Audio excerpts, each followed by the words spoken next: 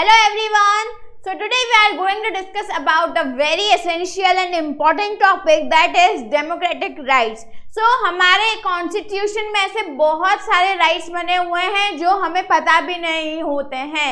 Yes students, we are not actually aware of all of that rights जो हमारे पास होने भी चाहिए और हमें सिचुएशनली उनका यूज भी करना चाहिए. ऑलराइट, सो हमारे पास कौन कौन से राइट्स हैं, किस किस ने बनाए हैं और क्या है उन राइट्स का काम, उनको हम कैसे यूज कर सकते हैं, वो सब चीजें हम इस डेमोक्रेटिक राइट्स के चैप्टर में रीड आउट करेंगे. And I have summarized the chapter. So सबसे पहला क्वेश्चन अराइज होता है life without rights. Can you imagine, यहाँ पर मैं आपको एक एग्जांपल देती हूँ कि अगर मान लो कि आपके पेरेंट्स ने आपको एजुकेशन का राइट नहीं दिया, या फिर आपके पेरेंट्स जो हैं आपको कुछ अगर बाहर जाते हो, अगर किसी रेस्टोरेंट में गए और वहाँ पर आपको खाना है पिज्ज़ा, ठीक है, आपको पिज्ज़ा खाना है बट आपके मदर एंड फादर ने दाल और रोटी नॉर्मल मंगवा लिए. सो आपका राइट है वहाँ पर कहने का कि मुझे तो पिज्ज़ा खाना है. ऑलराइट, तो ये बहुत ही स्मॉल सा एक एग्जाम्पल है. सो अभी हम देखेंगे 3 और ऐसे बहुत ही खतरनाक वाले एग्जाम्पल्स जिससे आपको पता लगेगा कि हमारे पास किस तरीके के राइट्स हैं और उन सबको हम कहाँ कहाँ यूज कर सकते हैं. So let's take 3 examples which will help you understand what it means to live in the absence of rights. अगर हमारी लाइफ में राइट्स की एब्सेंस होती है, राइट्स नहीं होते हैं, तो हमारी लाइफ एक प्रिजनर की तरह हो जाती है, या फिर आप कह सकते हो हमारी लाइफ वैसी हो जाती है जैसे कि इंडिपेंडेंस से पहले हम इंडियंस की ऑलरेडी रह चुकी है. ओके, सो प्रिजन इन ग्वांटानामो बे, ये प्रिजन का नेम है, ठीक है, ये एक प्रिजन का नेम है, जेल का नाम है. About 600 people were secretly picked up by the US forces from all over the world. So क्या हुआ कि 600 लोगों को उठा लिया पूरी दुनिया से US फोर्स के through, without any information, without any other thing, secretly उनको उठा लिया गया. They were put in a prison in Guantanamo Bay, an area near Cuba controlled by American Navy. तो इसके ऊपर एक मूवी भी बनी हुई है, ठीक है, पता नहीं आप लोगों ने देखी नहीं, इसके ऊपर एक हॉलीवुड मूवी भी बनी हुई है. सो उन्होंने क्या करा, सी के बीच में वो प्रिजन था और वहां पर ले जा करके उन सारे प्रिजनर्स को वहां पर रख दिया, मतलब उन लोगों को वहां पे जाके उस प्रिजन में रख दिया जो near Cuba controlled by American navy. American navy जो है वो कंट्रोल करती थी उसे. They were linked to the attack on New York on 11 September 2001, और ये जो अटैक होने वाला था 11 सितंबर 2001 को, उससे ये लिंक्ड था. ओके, सो यहाँ पर आता भी है question, what is Guantanamo Bay, what is it known for. So ये क्वेश्चन बनता है बहुत बार, 1 मार्क में ये पूछा जाता है कि भैया ये ग्वांटानामो बे क्या है और ये किस लिए जाना चाहता है. सो you can right these points. Alright, so the US army arrested them, interrogated them and decided whether to keep them there or not. So वो उनसे इंट्रोगेट करती है, पूछताछ करती है, फिर सोचती है कि इनको यहाँ रखें या क्या करें. There was no trial before any magistrate in the US, और वहाँ पर कोई मजिस्ट्रेट ट्रायल भी नहीं होता था कि जिसको उठाया है उसकी कोई बात सुने या उसका भी ऐसा राइट हो, मतलब ऐसा कोई राइट नहीं होता था कि वो अपनी बात को भी कह सके. Amnesty International reported that the prisoners were being tortured in ways that violated the US laws. So Amnesty International report में ये बताया गया कि उन प्रिजनर्स को टॉर्चर किया जाता था और ये सब in ways that violated the US laws, और उस वाले वे में कि उन्होंने यूएस लॉ को जो है वायलेट किया है, उनके साथ में हिंसा की है, तो उनको बहुत ज़्यादा टॉर्चर किया जाता है इस बात के लिए, जबकि वो सच था भी नहीं. The UN Secretary General said the prison in Guantanamo Bay should be closed down, but the US government refused to accept these pleas. सो ये यूएन सेक्रेटरी जनरल ने कहा भी था कि इस प्रिजन को बिल्कुल बंद कर देना चाहिए, लेकिन यूएस गवर्नमेंट ने बिल्कुल रिफ्यूज कर दिया इन सारे आरोपों को एक्सेप्ट करने से, और उन्होंने उस प्रिजन को उसके ऊपर कोई एक्शन भी नहीं लिया. सो कोई राइट नहीं है आपको, अगर आप उस प्रिजन में चले गए हो तो आपके पास कोई राइट नहीं है कि आप अपने आप को सेफ रखने के लिए कुछ भी कहीं पर भी बोल सको. सेकेंड एग्जाम्पल आता है सिटीजन्स राइट इन सऊदी अरेबिया. बहुत टफ रूल्स होते हैं सऊदी अरेबिया में, हम लोग सब जानते हैं, बहुत सारी मूवीज में बताते हैं, आर्टिकल्स में पढ़ते हैं. न्यूज में देखते हैं। Okay, so in Saudi Arabia the position of the citizens with regard to their government is as mentioned below. So अगर वहां पर कोई रह रहा है, कोई सेटल्ड है उस देश में, तो ये सारी चीजें उनको माननी पड़ेगी जो गवर्नमेंट ने ऑलरेडी वहां पर मेंशन की हुई है। The country is ruled by a hereditary king and the people have no role in electing or changing their rules. So first right यहीं पर ही खत्म हो जाता है कि वहां पर जैसे हमारे देश में हमारे जो प्राइम मिनिस्टर हैं उनको हम लोग चूज करते हैं वोट देख करके। सऊदी अरेबिया में ऐसा कोई रूल नहीं होता है, वहां पर इलेक्शन से नहीं होते हैं, इवन वहां पर जो किंग रूल चला हुआ आ रहा है वही आता है, आगे की जनरेशन को हेरिडिटी को ही वहां पर किंग बना दिया जाता है। Okay, the king selects the legislature as well as the executive, और वहां पे लॉ से रिलेटेड जो भी कानूनी काम होते हैं वो सब वही किंग सेलेक्ट करता है। So question arises here, how are the rulers of Saudi Arabia elected. So वहां पर रूलर्स कैसे इलेक्ट किए जाते हैं, तो वहां पर कोई इलेक्शंस होते ही नहीं है।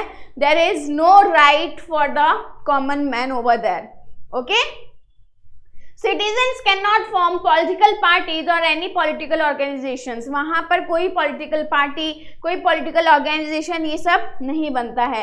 There is no freedom of religion। Even वहां पर कोई religion का freedom नहीं है। जो गवर्नमेंट वहां पर रन करती है religion, उसी religion के अकॉर्डिंग आपको सारे customs को मानना होता है। Women are subjected to many public restrictions like बुर्का पहनना कंपल्सरी है and many more। So ऐसे बहुत सारे वुमेन के लिए पब्लिक रिस्ट्रिक्शंस वहां पर ऑलरेडी मेंशन्ड है। Okay, now the third example आता है विदाउट राइट्स की। हम बात कर रहे हैं कि विदाउट राइट्स कोई इंसान कैसे रह सकता है। Ethnic masculine in Kosovo. So Yugoslavia was a small province before it's split. So province क्या होता है, एकमात्र ऐसी जगह थी युगोस्लाविया कि जो अपने राइट मतलब अपने रूल्स जो है अपने अकॉर्डिंग चलाता था, और ये जब हुआ था बिफोर इट्स स्प्लिट, किससे, कोसोवो से जब स्प्लिट हुआ था, अलग हुआ था, तो ये ओनली एक ऐसा जगह थी जो अपने रूल्स, अपने सारे जितने भी रेगुलेशंस थे वो सब अपने अकॉर्डिंग चलाता था। The population was overwhelming ethnic Albanian but shrubs were in majority in the country. So population बहुत ज़्यादा खुश थी एथनिक अल्बेनियन के लिए, बट वहाँ पर सर्ब्स की जो मेजोरिटी थी वो ज़्यादा थी, तो सर्ब्स ने अपना वहाँ पर मोनोपोली चलाया हुआ था। Milosevic, a sub-nationalist, had won the election and his government was very hostile to the Albanians. So, अब क्या हुआ, मिलोसेविक जो है वहाँ पर इलेक्शन में जीत गया और वहाँ की जो गवर्नमेंट थी वो अल्बेनियंस के लिए बहुत ज़्यादा हॉस्टाइल थी, मतलब कि बहुत ही ज़्यादा उनको टॉर्चर किया जाता था। ओके, तो the question also rises here, why did ethnic massacre take place in Kosovo. Okay, so you can write this. He wanted the Serbs to dominate the country। वो चाहते थे कि वो कंट्री को डोमिनेट, मतलब he wanted to Serbs to dominate the country, country को dominate करें वो shrubs.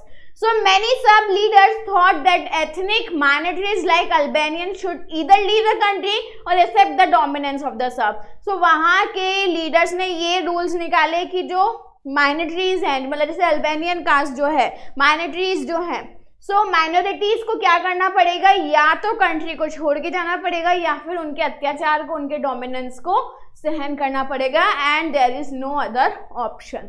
So this is the way. अगर आपके पास राइट्स नहीं है तो इस तरीके की लाइफ आपको जीनी पड़ सकती है। So rights in a democracy. So all of us want to live happily without fear and without being subjected to bad treatment. Of course, हम सबके पास ये right होना चाहिए कि हम सब खुश रह सकें, हम सब आज़ाद रह सकें और हम सब के साथ कोई भी bad treatment ना हो। For this, we expect others to behave in such a way that does not harm us or hurt us। और इसीलिए हम चाहते हैं कि इसके लिए जो है सभी लोग हमसे अच्छे से बिहेव करें और हमें हार्म भी ना करें ना हर्ट करें। Equally our action should not also harm or hurt others. और इक्वली हमारे एक्शंस भी ऐसे नहीं होने चाहिए या हम भी ऐसा कुछ नहीं करें जिससे कि सामने वाले को भी हर्ट हो या हार्म हो। Okay, so what are rights? So this is the definition of actually right. A right is possible when you make a claim that is equally possible for others. So right तभी possible है जब आप उसे claim करें equally दूसरे के लिए भी. मान लो अगर आप किसी को मार रहे हो, right, और सामने वाले ने भी आपको मार दिया, लेकिन अब आपको और ज्यादा गुस्सा गया कि उसने आपको क्यों मारा, तो भाई तुमने भी पहले उसको मारा ना. तो सारी चीजें इक्वली दोनों साइड के लिए क्या होनी चाहिए, कॉमन होनी चाहिए. A right comes with an obligation to respect others rights. तो राइट्स वहीं से आता है, ये ऑब्लिगेशन उसमें होना चाहिए कि सामने वाले के राइट्स की भी तुम इज्जत करो. What is recognised by society as rightful becomes the basis of rights. So society किस लिए जानी जाती है, किस लिए रिकॉग्नाइज्ड होती है कि rightful becomes the basics of right. जो राइटफुल होते हैं वो राइट के बेसिक्स ही होते हैं. मतलब कि अगर आपके पास कोई राइट है तो मेक श्योर कि आप सामने वाले के राइट को भी रिस्पेक्ट दो. Okay, so why do we need rights in a democracy. So here are the points. That is why the notion of rights changes from time to time and society to society. इसीलिए time to time and society to society rights जो हैं changes होते रहते हैं. Any claim can be called a right if it has the following 3 qualities. अगर ये 5 qualities हैं तभी उस claim को हम right बोल सकते हैं. The claim should be reasonable. Of course कोई reason होना चाहिए. Of course the claim should be recognized by society. Society को पता होना चाहिए उस right के बारे में, उस claim के बारे में. The claim should be sanctioned by law. और लॉ के जो सैंक्शनड होना चाहिए वो राइट कहीं कानून में लिखा हुआ होना चाहिए, तभी उस क्लेम को राइट माना जाएगा. Right. Why do we need rights in democracy. So in a democracy every citizen has the right to vote and right to be elected to the government. Basically हमारे इंडिया में हमारे पास ये right होता है कि हम खुद वोट दे करके चूज करें हमारी गवर्नमेंट को. होता है हमारे पास 18+ सभी लोग जो हैं वोट दे सकते हैं. Rights perform a very special role in a democracy. So rights का बहुत ही इंपॉर्टेंट रोल है हमारी डेमोक्रेसी में. Okay, so give reasons why rights are necessary in democracy. Of course government बनाने के लिए राइट्स तो इंपॉर्टेंट है ही सही. अगर आपसे वोट देने का राइट छीन लिया जाए तो how you will choose your government itself, है ना. यू कांट चूज देन फिर वही होगा जैसे सऊदी अरेबिया में हो रहा है या फिर बाकी जगहों पर हो रहा है. Right. Rights protect minorities from the operation of the majority. So right से क्या होता है, जो माइनॉरिटीज होती हैं उनको प्रोटेक्शन मिलता है किससे, मेजोरिटी के ऑपरेशन से. जो मेजोरिटी उनके ऊपर अत्याचार करते हैं, उनके साथ जो गलत करते हैं, उन पर जो हक जमाते हैं, उससे माइनॉरिटीज को प्रोटेक्शन मिलती है, प्रोटेक्ट होते हैं वो लोग. क्योंकि जो राइट्स मेजोरिटी के पास होंगे वही माइनॉरिटीज के पास भी होंगे. Okay. Rights are guarantees which can be used when things go wrong. So rights जो है वो गारंटी होते हैं जब कोई चीजें बिगड़ रही हो. अगर कोई केस हो गया, कोई डिवोर्स का केस हो गया, तो उसमें मैन और वुमन की जो राइट्स हैं वो वेरी करेंगे और वो लॉ के थ्रू सैंक्शनड है, इसीलिए उनको डिफरेंशिएट किया जाएगा और वो राइट्स गारंटी लेंगे कि हाँ भाई इसका ये राइट है तो इसको ये मिलेगा और इसका ये राइट है तो इसे ये मिलेगा. All right. नेक्स्ट चलते हैं rights in the Indian constitution. Now अब हम बात करते हैं हमारे कॉन्स्टिट्यूशन की. So you already know our constitution provides for 6 fundamental rights. So ये 6 जो फंडामेंटल राइट्स हैं इन्हें हम बहुत ही छोटी क्लासेस से पढ़ते आ रहे हैं. सो वो अभी हम डिस्कस कर लेते हैं. Let's discuss them one by one. Okay. What are fundamental rights, how many fundamental rights are granted by our constitution. इसका आंसर अब now we are going to discuss. So right to constitutional remedies. So right to constitutional remedies empowers the citizens to move a court of law in case of any denial of the fundamental rights. So पहला right तो ये है हमारा right to constitutional remedies. अगर कोई भी constitution के according जो rights उनको break कर रहा है तो हर एक इंसान के पास right है कि वो कोर्ट ऑफ लॉ के पास जा सकता है अपने आप को जस्टिस दिलाने के लिए. ओके. तो define the rights to constitutional remedies. ये बहुत बार आया है क्वेश्चन, तो हर राइट्स पर आ सकता है डेफिनेशन. ओके. नेक्स्ट है right to equality. So the constitution says that the government shall not deny to any person in India equality before the law or the equal protection of the laws. चाहे इंसान हिंदू हो, मुस्लिम हो, Christian हो, पंजाबी हो, कोई भी हो, एक्सेट्रा, सबको इक्वलिटी का राइट है। कॉन्स्टिट्यूशन के अकॉर्डिंग हम किसी भी इंसान को मना नहीं कर सकते हैं कि भैया तुम्हें इक्वलिटी का राइट नहीं है तो तुम जाओ, तुम्हें यहाँ पर खड़ा नहीं होना दिया जाएगा। No, you can't say anything to anybody. It means that the laws apply in the same manner to all regardless of a person's status. So ये जो लॉ है ये अप्लाई होता है हर क्लास के ऊपर, चाहे वो माइनॉरिटीज हो, मेजोरिटीज हो। इस लॉ के अकॉर्डिंग, इस राइट के अकॉर्डिंग सारे पर्सन का जो स्टेटस है, चाहे वो बहुत रिच हो, बहुत गरीब हो, इससे डजेंट मैटर, ठीक है, इक्वल है तो है। कॉन्स्टिट्यूशन के अकॉर्डिंग हर इंसान इक्वल है। Alright, this is called the rule of law which is the foundation of any democracy. Of course इसको फाउंडेशन ऑफ डेमोक्रेसी, अभी ये क्वेश्चन आ सकता है कि फाउंडेशन ऑफ डेमोक्रेसी किसे कहते हैं। So you should know that the right of equality known as the foundation of the democracy. It means that no person is above the law. कोई भी इंसान ऑफकोर्स लॉ से बड़ा नहीं है, क्योंकि कानून के हाथ बहुत लंबे होते हैं, right. There cannot be any distinction between a political leader, government official and ordinary citizen. So यहाँ पर कोई भेदभाव नहीं है किसके बीच में, चाहे वो पॉलिटिकल लीडर हो, गवर्नमेंट ऑफिशियल हो या ऑर्डिनरी सिटीजन हो। अब ये कॉन्स्टिट्यूशन में लिख तो दिया, इसको एग्जीक्यूट करना, अप्लाई करना तो हमारी सोसाइटी के हाथ में है, बट ये राइट कॉन्स्टिट्यूशन में है कि everyone is equal in our country. Okay, then the government shall not discriminate against any citizen on grounds of religion, race, caste, sex or place of birth. So government, हमारे constitution के according government जो है किसी भी citizen को religion, race, cast, sex और place of birth के basis पर उनको डिनाई नहीं कर सकती है कि भैया तुम राइट ऑफ इक्वलिटी में नहीं आते हो। Every citizen shall have access to public places like shops, restaurants, hotels and cinema halls. So every person has right, कोई भी कहीं भी घूमने जा सकता है, किसी के ऊपर कोई वहाँ पर भेदभाव नहीं किया गया है, कोई भी डिस्क्रिमिनेशन नहीं हुआ है किसी भी सिटीजन के साथ में। Everybody can go anywhere. Alright, now there shall be no restriction with regard to the use of wells, tanks, bathing ghats, roads, playgrounds and places of public resorts maintained by the government or dedicated to the use of the general public. So यहाँ बात हो रही है government के according जो बनाई हुई चीजें हैं, प्लेग्राउंड्स हो गए, हॉस्पिटल्स हो गए या फिर घाट्स हो गए, टैंक्स हो गए, कुएं हो गए, कोई भी जो गवर्नमेंट ने बनाए हैं, तो कोई राइट नहीं, मतलब ऐसा कोई रिस्ट्रिक्शन नहीं है कि ये वाला इंसान यहाँ नहीं आ सकता या ये वाला आ सकता है कि ये बहुत रिच आ सकता है, पुअर नहीं आ सकता। नो, ऐसा कोई रिस्ट्रिक्शन नहीं है। Anybody can use the government assets. Okay, all citizens have equality of opportunity in matters relating to employment or appointment to any position in government.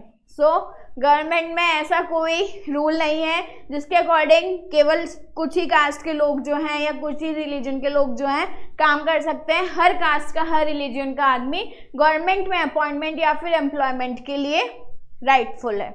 Alright, चलो नेक्स्ट राइट है right to freedom. Okay, under the Indian constitution all citizens have to right to freedom of speech and expression, assemble in a peaceful manner, from associations and unions, move freely throughout the country.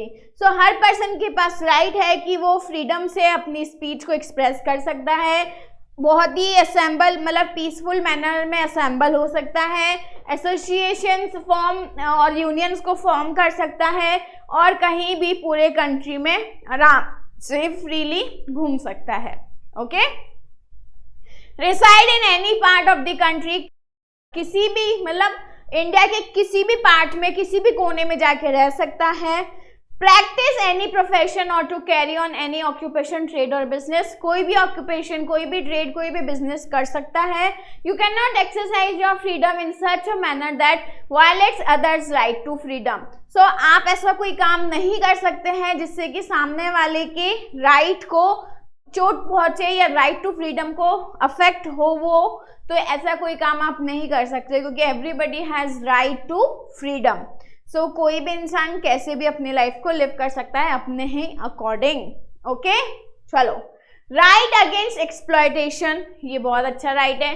So every citizen has a right not to be exploited. Exploitation मतलब क्या होता है, किसी भी इंसान के दबाव में आके आप कोई काम ना करें, कोई आपको एक्सप्लॉयटेशन कर रहा है, कोई आपको बहुत टॉर्चर कर रहा है, तो you should take a step. जैसे कि इंडिया में ऐसे बहुत सारे ड्रॉबैक्स हैं, मतलब ऐसे बहुत सारे बैकवर्ड एरियाज में आज भी एक औरत पर हाथ उठाया जाता है, so that is the right against exploitation. उसका एक्सप्लॉयटेशन अगर हो रहा है तो उसके पास राइट है कि वो आवाज उठा सकती है और लॉ की मदद ले सकती है। The Constitution has clear provisions to prevent exploitation of the weaker sections of the society.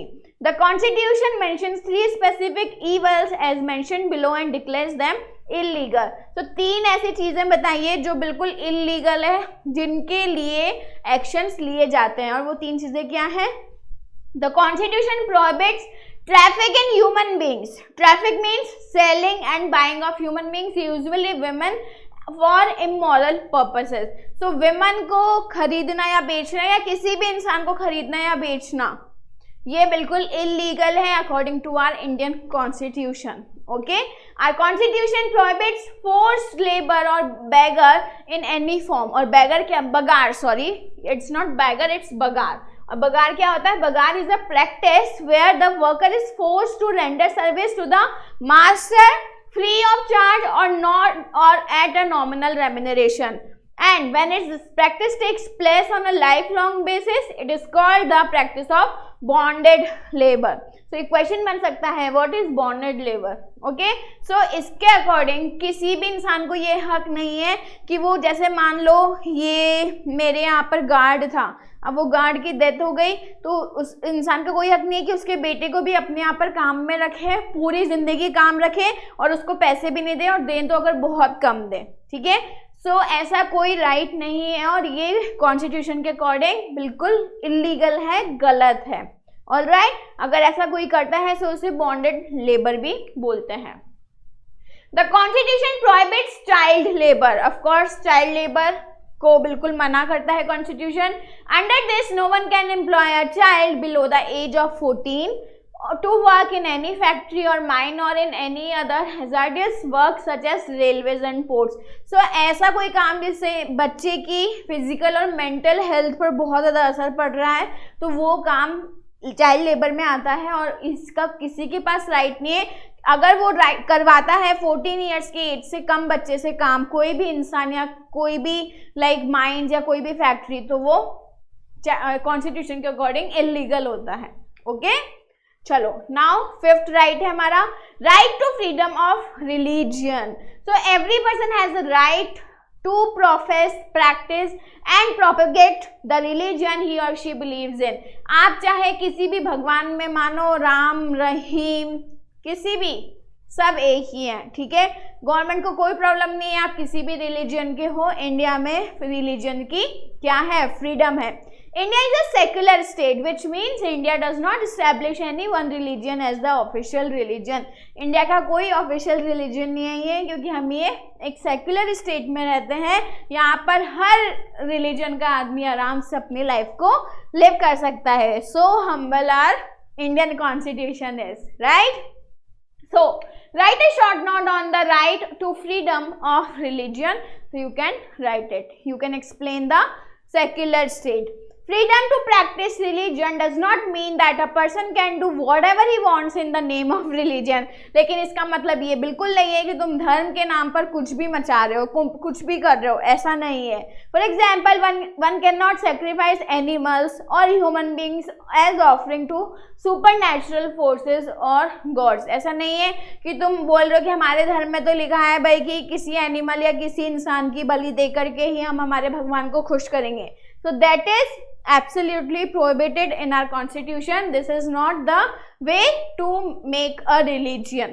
Okay, so religion की freedom है, but उसके भी कुछ rules और regulations हैं. All right, नेक्स्ट आता है cultural and educational rights. So Indian constitution specifies the cultural and educational rights of the minorities. Minorities के लिए भी एजुकेशनल राइट्स है, कल्चरल राइट्स है. Any section of citizens with a distinct language or culture have a right to conserve it. कोई भी इंसान, ठीक है, एनी सेक्शन, किसी भी कास्ट का, किसी भी मेजोरिटी माइनॉरिटी का इंसान, सिटीजन जो है, मतलब नहीं है, किसी भी लैंग्वेज के साथ में अपने कल्चर को रिफ्लेक्ट कर सकता है. Admission to any educational institution maintained by the government or receiving government, it cannot be denied to any citizen on the grounds of religion or language. So religion और language के नाम पर ऐसा कोई गवर्नमेंट स्कूल या college नहीं है जहाँ पर आपको एडमिशन ना मिले. Okay, so there is a rule in our constitution. ये राइट है कि आप किसी भी कल्चर को फॉलो करते हो, किसी भी रिलीजन को फॉलो करते हो, कोई भी लैंग्वेज पढ़ते हो, कोई भी लैंग्वेज बोलते हो, doesn't matter, you can take admission in any of the government college, school or any educational institution. Right? So what does the right to education mean? So you can write this short note on it. So all minorities have the right to establish and administer educational institutes of their choice. So her minorities के पास भी ये choice होती है कि वो अपने according अपना educational institution choose कर सकते हैं. Now, how can we secure these rights? अब हमने बात तो कर ली, हमने सब पढ़ लिया कि भाई कौन कौन से राइट्स हैं, क्या क्या उनके काम है, बट उन राइट्स को सिक्योर कैसे करें. So rights to constitutional remedies makes the 5 fundamental rights effective. When any of our rights are violated we can seek remedy through courts. This is why Dr. Ambedkar called the right of constitutional remedies the heart and the soul of the Constitution. So जो right of constitutional remedies है उसको the heart and the soul of the constitution बोला है, क्योंकि इसी के according, किसने बोला है? डॉक्टर अंबेडकर ने. क्योंकि इस राइट के अकॉर्डिंग अगर आपको किसी भी राइट में प्रॉब्लम आ रही है या आपके साथ वायलेंस हो रहा है तो आप कोर्ट की हेल्प ले सकते हो, और that comes under the right of constitutional remedies. Okay, so this was the how we can secure the rights. Fundamental rights are guaranteed against the actions of the legislatures, the executive and any other authorities instituted by the government. जो fundamental rights हैं उनकी guarantee कौन लेता है? हमारा system, ठीक है, हमारे legislatures, हमारे executives, हमारी government. Okay, there can be no law or action that violates the fundamental rights. हमारे इंडिया में ऐसा कोई कानून नहीं है जो फंडामेंटल राइट्स के ऊपर एक्शन ले सकता हो. If any act of the legislature और द एग्जीक्यूटिव टेक्स अवे और limits any of the fundamental rights it will be invalid. अगर किसी आपकी स्टेट कोर्ट में अगर कहीं पर इस राइट्स के अकॉर्डिंग कोई एक्शन लिया जा रहा है तो वो बिल्कुल इनवैलिड होता है, मतलब उसकी कोई वैल्यू नहीं होती है. फिर आप सुप्रीम कोर्ट में जा सकते हो. तो ऐसा कोई राइट जिसके ऊपर आपका लॉ भी आपके ऊपर एक्शन ले रहा है तो आप और आगे जा सकते हो और कानून की हेल्प ले सकते हो, क्योंकि वो इनवैलिड होता है. सारे लॉज के अकॉर्डिंग आपके फंडामेंटल राइट्स को अप्रूवल मिला हुआ है already. Okay, expanding scope of rights. So fundamental rights are the source of all rights. Our constitution and law offer a wider range of rights. तो जो फंडामेंटल राइट्स हैं हमारे, वो हमारे राइट्स के सोर्सेज हैं. हमारे कॉन्स्टिट्यूशन एंड लॉ ऑफर है एक बहुत बड़ी रेंज है जिसमें बहुत सारे राइट्स हैं. Over the years the scope of rights has expanded, और समय के साथ साथ जो ये राइट्स हैं ये एक्सपेंड ही होते जा रहे हैं. From time to time the courts gave judgments to expand the scope of rights. So ऐसे जो भी अगर कोई नया इश्यू सोसाइटी में आता है तो उस इशू को डिस्कस किया जाता है, उसके जितने भी आपके पॉन्स होते हैं, प्रोसेस होते हैं या कॉन्स होते हैं, तो उन सब के ऊपर काम किया जाता है और फिर उनके ऊपर जजमेंट भी दिया जाता है और कोई नया राइट बना दिया जाता है. Okay, certain rights like the right to freedom of press, right to information and right to education are derived from the fundamental rights. So ये कुछ राइट्स हैं, right to freedom of press, right to information, right to education, ये बिल्कुल fundamental rights से जो derive होते हैं हमारे कॉन्स्टिट्यूशन से। Now school education has become a right for Indian citizens. The governments are responsible for providing free and compulsory education to all children up to the age of 14 years. तो अब ऐसे भी rights हैं जहाँ पर 14 years की age group तक के बच्चों को फ्री एजुकेशन दी जाए ताकि हमारे देश का डेवलपमेंट बहुत ही सही डायरेक्शन में हो। Parliament has enacted a law giving the right to information to the citizens. So Parliament ने एक बहुत ही enact किया है जिसमें लॉ दिया है लोगों को कि लोगों तक इंफॉर्मेशन भी हर चीज़ की होनी चाहिए। मतलब you have right to information, आप किसी भी चीज़ की इंफॉर्मेशन ले सकते हैं। The Supreme Court has expanded the meaning of the right to life to include the right to food. हर इंसान को राइट टू लिव है, अपनी लाइफ को लिव करने का हक है और हर किसी के पास राइट टू फूड है, सबको खाना खाने का भी हक है। The constitution provides many more rights which may not be fundamental rights. So as I have said also there are so many rights जो हमारे कॉन्स्टिट्यूशन में लिखे हुए हैं बट वो फंडामेंटल राइट्स में नहीं आते हैं, but yes there are so many rights. For example, the right to property is not a fundamental right, but it is a constitutional right. Right to property ये भी एक right है, but ये हमारे constitution में लिखा हुआ है, but right fundamental rights में नहीं आता है। Right to vote in elections is an important constitutional right. Right to vote each and everybody has.